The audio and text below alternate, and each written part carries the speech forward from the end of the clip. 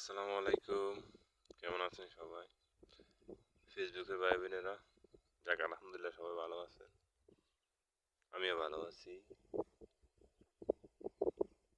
প্রবাসে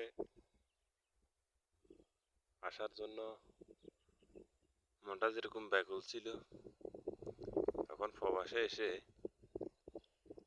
মনটা আমার পুরো চাহিদা মিটে গেছে। প্রবাস যে কত কষ্ট,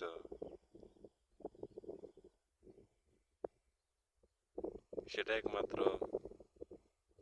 যারা বাইরে কাজ করে তারাই বলতে পারবে। আর সবার তো কপাল আমার মতন হয় না।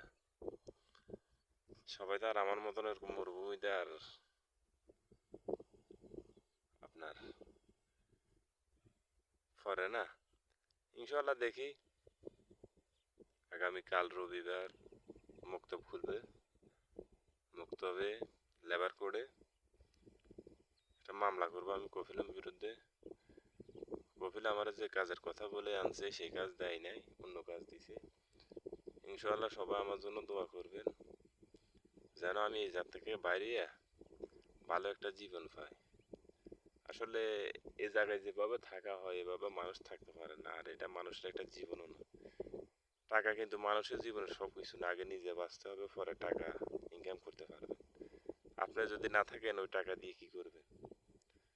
2 মাস 4 মাস 6 মাস থেকে আপনি যদি আল্লাহ না করুক দুর্ঘটনা একটা হয়ে যায়, আপনি মারাত্মক অসুস্থ হয়ে যান, ওই টাকা আপনার খাবে কি?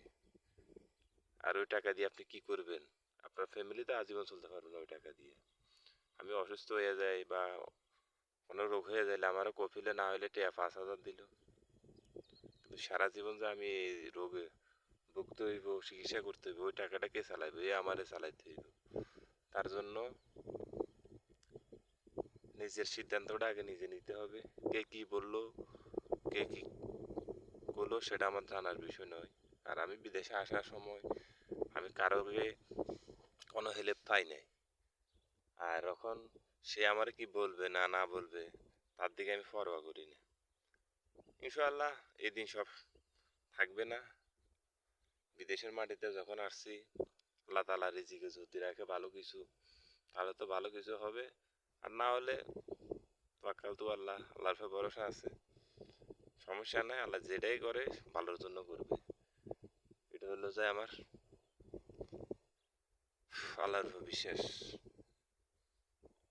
তা আসলাম ফেসবুকে যে একটা ভিডিও ছাড়ি, কারো থেকে ভালো লাগে কারো থেকে খারাপ লাগে। খারাপ যাদের কাছে লাগে তারা হয়তো আমাকে ততটুকু মন থেকে ঘৃণা করে, তার জন্য ওদের কাছে খারাপ লাগে। আর যাদের কাছে আমার অনেক ভাইরা আছে, অনেক ভাই বেড়াদার আছে, ওরা অনেক আফসোস করে এমন জায়গায় পড়ছি। আমি বলি ইনশাআল্লাহ সমস্যা না, আল্লাহ তাআলা একদিন সবার কপালে সুখ রাখে। আমি যে সারা জীবন কষ্ট করবো সেটা কোনো কথা না।